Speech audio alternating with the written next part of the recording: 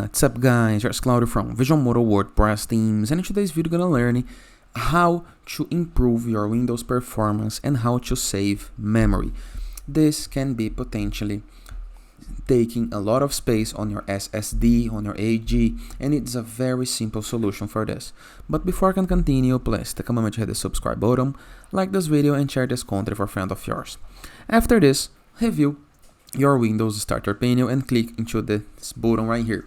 Then into the search, we're gonna search for disk cleanup, okay? They're gonna calculate for you the disk cleanup. All we have to do is mark every single option, okay? And clear cleanup files, okay? So they're gonna be calculating once again, okay? As you cannot see, it's gonna take more time because they're gonna calculate more space. And basically the problem here is the fact that into every single installation that Windows do for you, it's gonna have the installer program that gonna take space and will not be deleted after the installation. And you can delete it right here. All you have to do is wait while they scan. So after recalculating, you're gonna be able to see that there is a lot of space. For example, Windows upgrade log files, 1 GB, Windows update cleanup.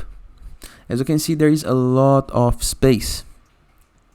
And you can simply clean things up.